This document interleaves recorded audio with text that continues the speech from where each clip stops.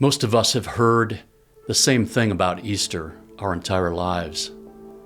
It's about love. God loves you. Jesus died for you. The cross is a symbol of love. And that's true, but it's not the whole truth. Because if all we see in the cross is love, we're missing something that should honestly shake us. Let me ask you something. If God is loving, if He is truly good, why did Jesus have to die at all? Why the cross? Why the suffering? Why the brutality? Why not just forgive? I mean, if someone wrongs you, you can choose to forgive them. No blood required. So why couldn't God do the same? We've created a version of God that looks a lot like us. A God who overlooks things, a God who understands, a God who doesn't take things seriously. But what if the problem isn't that God is too harsh? What if the problem is that we've made Him too small?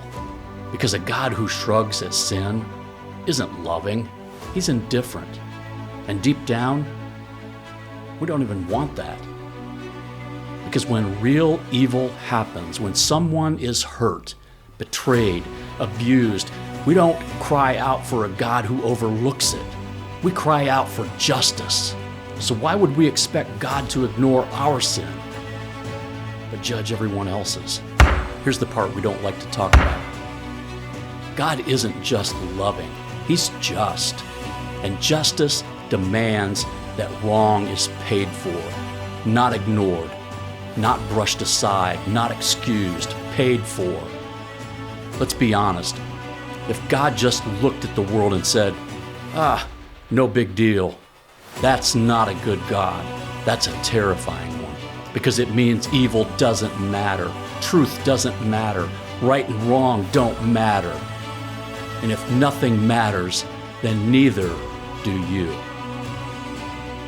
But that's not who God is. God sees everything, every lie, every selfish act, every hidden motive. Nothing is missed. And this is where it stops being theoretical and becomes personal.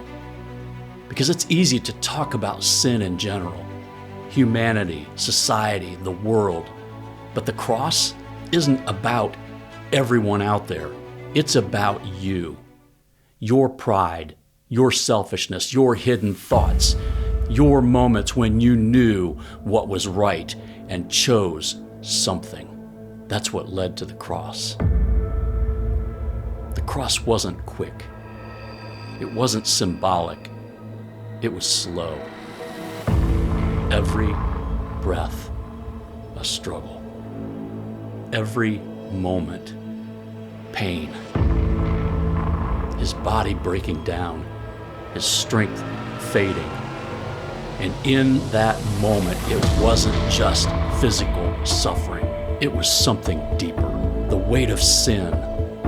Not just a sin, all of it. Because God didn't ignore your sin. He poured out justice on it, on Him. There's a moment in the crucifixion that should stop all of us. Jesus cries out, my God, why have you forsaken me?"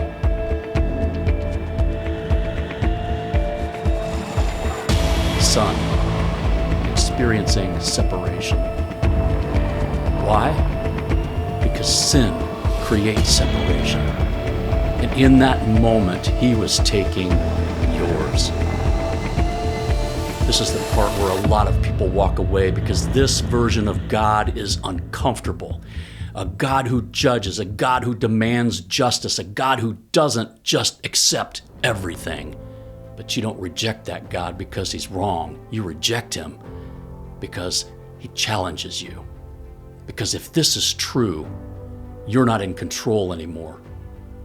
And if you call yourself a Christian, let me ask you something. Has the cross actually changed you?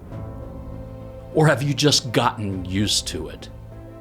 Because it's possible to believe all the right things and still live untouched by them.